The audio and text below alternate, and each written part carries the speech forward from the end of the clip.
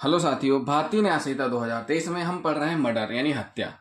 अभी हमने आपको धारा 101 और आईपीसी धारा 300 में हत्या के अपराध के तत्व समझाए हैं। अब हम आपको बताएंगे अपवाद कौन कौन से हैं। 5 अपवाद हैं। कितने अपवाद हैं? 5 अपवाद हैं। धारा 101 जो कि आईपीसी की धारा 300 के समरूप है। मर्डर के 5 अपवाद हैं। मतलब अपवाद कैसे? जब वह मामला हत्या का अपराध न मानते हुए आपराधिक मानववध का अपराध माना जाएगा। ये किन कंडीशंस में होगा वो हम आपको बताएंगे।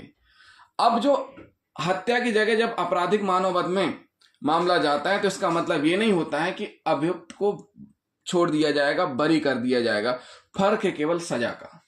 चूंकि हत्या में सजा का प्रावधान अधिक है और आपराधिक मानववध में सजा का प्रावधान थोड़ा कम है। हत्या का अपराध अधिक गंभीर स्वरूप का है और आपराधिक मानववध का हत्या की अपेक्षा कम गंभीर स्वरूप का है। ऐसा नहीं, गंभीर दोनों है, लेकिन अंतर सिर्फ इतना है। साथियों, सबसे पहला अपवाद है आपसी झगड़े के कारण प्रकोपन। क्या करिए, धारा 101 में पहला अपवाद है कि आपसी झगड़े के कारण क्या हो रहा है? प्रकोपन। जब आपसी झगड़ा कैसे हो? दो लोग आपस में झगड़ा कर रहे हो और फिर एक दूसरे को मार दें और अचानक किसी की मृत्यु हो जाए चोट से। जैसे मान के चलिए एक जजमेंट है शरद चंद्र बनाम उड़ीसा राज्य। कौन सा जजमेंट है? शरद चंद्र बनाम उड़ीसा राज्य, 24 अक्टूबर 1989 का जजमेंट है। अभियुक्त और मृतक में एकाएक झगड़ा शुरू हो गया। जो अभियुक्त है और मरने वाला व्यक्ति जिसने मारा और जो मर गया, इन दोनों को आपस में एकाएक झगड़ा शुरू हो गया। जब अभियुक्त घर से चला था उसके पास कोई हथियार नहीं था।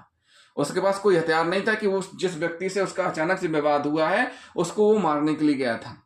जब वह घर से चला तो उसके पास कोई हथियार नहीं था, लेकिन उसने झगड़े के घटना स्थल पर वहीं पड़ा एक लोहे का टुकड़ा उठाकर मृतक पर दे मारा।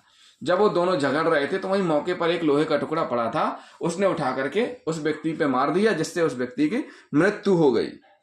अभियुक्त की दोषसिद्धि को धारा 302 आईपीसी से बदलकर धारा 304 के भाग 2 के अंतर्गत कर दी गई।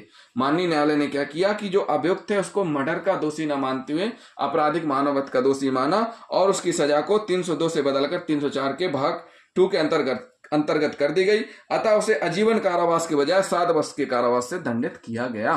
तो साथियों, आपसी झगड़े के कारण प्रकोपन से अगर किसी प्रकार की हत्या होती है, किसी प्रकार का ऐसा कार्य होता है जिससे कि सामने वाले की मृत्यु हो जाती है, बशर्ते वो प्लान्ड के तहत नहीं किया गया हो, अचानक प्रकोपन से ऐसी स्थिति उत्पन्न हुई हो कि मर्डर हो गया होगा, तो ऐसी स्थिति में अपवाद का फायदा मिलेगा। यहाँ पर जैसा कि शरद चंद्र बनाम उड़ीसा राज्य में अपवाद का फायदा मिला। अपवाद का फायदा मिलने का मतलब ये नहीं है कि उसको बरी कर दिया जाएगा, बस ये कि आजीवन की जगह 7 वर्ष तक की सजा का प्रावधान हो गया उसको। मतलब जो आजीवन कारावास मिली थी उसको, अब वो किस में बदल गई? 7 वर्ष तक के कारावास में।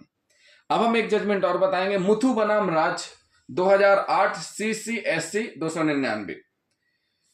मृतक तथा अभियुक्त की दुकान में मृतक द्वारा, देखिए इसमें क्या है, मुथु बनाम राज के बाद में मृतक द्वारा अभियुक्त की दुकान में कचरा फेंके जाने के कारण अभियुक्त क्रोधवश आपा खो बैठा। जो मृतक है, एक व्यक्ति ने दुकानदार की दुकान पे कचरा फेंक दिया। अब जिसकी दुकान पे कचरा फेंका वो अपना आपा खो बैठा और दोनों में विवाद होने लगा, बहस होने लगा। इतने में दुकान की मेज पर रखा हुआ चाकू उठाकर उसने, जिसने कचरा फेंका, उसके सीने में भोंक दिया। किसने? दुकानदार ने। यानी कि इसमें हम आपको बता दें, जो मृतक है, मृतक ने अभियुक्त यानी आरोपी की दुकान में कचरा फेंका, जिस कारण दुकानदार आपा खो बैठा, क्रोधवश दोनों के बीच विवाद हुआ। विवाद होने के दौरान दुकानदार ने मेज पर रखा हुआ चाकू उठाया और मृतक के सीने में घोंप दिया, जिससे क्या हो गई? उसकी मृत्यु हो गई। क्या हो गई? मृत्यु हो गई। यहां पर अभियुक्त को इस अपवाद का प्रकरण मानते हुए, इस धारा मतलब हत्या के अपराध का जो अपवाद है, अपवाद मानते हुए उसे धारा 304 भाग 2 मानववध जो हत्या नहीं है के अधीन दंडादेश किया गया।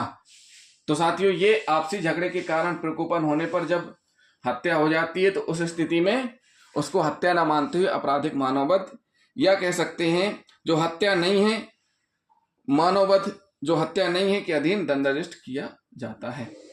ये तो हो गया पहला अपवाद। दूसरा अपवाद